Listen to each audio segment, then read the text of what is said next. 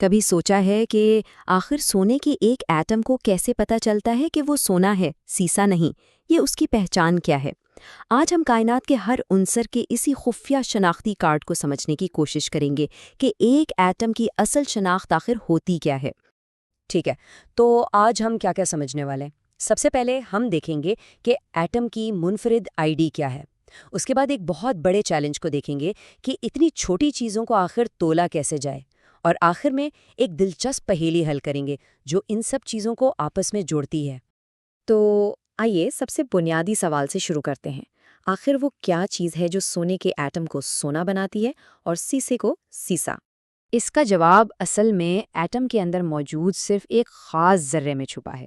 یہی وہ ایک ذرہ ہے جو ہر عنصر کی پوری شناخت کا تعین کرتا ہے، اور وہ خاص ذرہ ہے پروٹون۔ ایک ایٹم میں پروٹونز کی تعداد، جسے ہم ایٹمی نمبر یعنی Z کہتے ہیں، بالکل ایک منفرد سیریل نمبر کی طرح کام کرتی ہے۔ یہ ہر عنصر کا اپنا الگ شناختی کوڈ ہے۔ یہاں سب سے دلچسپ بات یہ ہے کہ کوئی بھی دو الگ الگ عناصر ایک ہی تعداد میں پروٹون نہیں رکھ سکتے۔ ہائیڈروجن کے پاس ہمیشہ ایک پروٹون ہوگا، کاربن کے پاس ہمیشہ 6 اور کلورین کے پاس 17۔ یہی نمبر ان کی اصل پہچان ہے۔ تو اب ہمیں یہ تو معلوم ہو گیا کہ ایک ایٹم کی شناخت کیا ہے، لیکن سوال یہ ہے کہ اس کا وزن کتنا ہے، اور یہیں سے چیزیں تھوڑی دلچسپ اور مشکل ہو جاتی ہیں، کیونکہ ایٹم کو تولنا ایک بہت بڑا مسئلہ ہے۔ ایک پروٹون کا وزن گرام میں اتنا کم ہوتا ہے، مطلب 0 کے بعد 23 صفر اور پھر جا کر 167۔ یہ اتنا چھوٹا نمبر ہے کہ اسے لیبارٹری میں استعمال کرنا بالکل ناممکن ہے۔ اسے کسی ترازو پر تو رکھا ہی نہیں جا سکتا۔ تو ظاہر ہے اس مسئلے کو حل کرنے کے لیے کیمیا دانوں کو کوئی ہوشیار طریقہ نکالنا تھا، تو انہوں نے ایک نسبتی پیمانہ یعنی ایک ریلیٹو اسکیل تیار کیا تاکہ ان ناقابل استعمال چھوٹے نمبرز کے ساتھ کام کیا جا سکے۔ اس کا آئیڈیا بہت سادہ ہے۔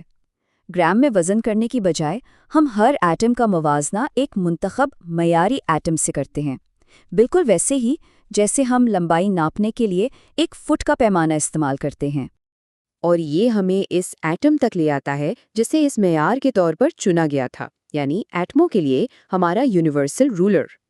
اور وہ معیاری ایٹم ہے کاربن 12۔ سائنسدانوں نے فیصلہ کیا کہ ہم کاربن 12 کے ایٹم کو ٹھیک 12 یونٹ کا وزن دے دیں گے اور پھر باقی تمام ایٹموں کا وزن اس کے مقابلے میں ناپیں گے۔ کتنا آسان اور شاندار حل ہے نا؟ اس نئی اکائی کو ایٹمک ماس یونٹ یا AMU کہا جاتا ہے۔ تو ایک AMU بالکل کاربن 12 ایٹم کے وزن کا 12واں حصہ ہے۔ بس اب ہمارے پاس ایٹموں کو ناپنے کے لیے ایک نیا اور آسان پیمانہ آ گیا ہے۔ اچھا، تو اب ہم ایک بہت عام الجھن کو دور کر سکتے ہیں۔ اگر ماس پروٹون اور نیوٹرون پر مبنی ہے، جو پورے نمبر ہوتے ہیں، تو پھر پیریوڈک ٹیبل پر ہمیں اعشاریہ یعنی ڈیسیمل والے نمبر کیوں نظر آتے ہیں؟ اس پہیلی کو سمجھنے کے لیے آئیے کلورین کی کلاسک مثال پر ایک نظر ڈالتے ہیں۔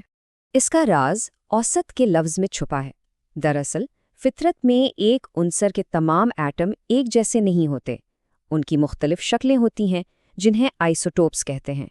آئسوٹوپس ایک ہی عنصر کے وہ ایٹم ہوتے ہیں جن میں پروٹون کی تعداد تو ایک جیسی ہوتی ہے، لیکن نیوٹرون کی تعداد مختلف ہوتی ہے۔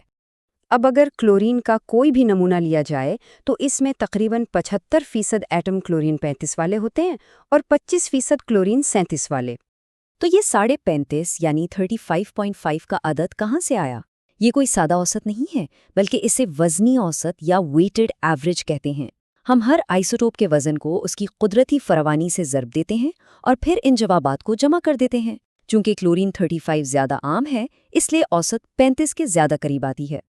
اب جب کہ ہم نے طریقہ سمجھ لیا ہے، تو چلیے اس فارمولے کو دو مزید مثالوں پر آزما کر اپنی سمجھ کو اور پکا کرتے ہیں۔ سب سے پہلے ہے گیلیم۔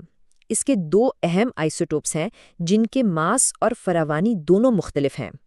تو بالکل وہی وزنی اوسط والا فارمولا استعمال کرتے ہیں۔ ہم ہر آئسوٹوپ کے حصے کا حساب لگا کر انہیں جمع کرتے ہیں اور اس طرح ہمیں گیلیم کی اوسط ایٹمی کمیت مل جاتی ہے۔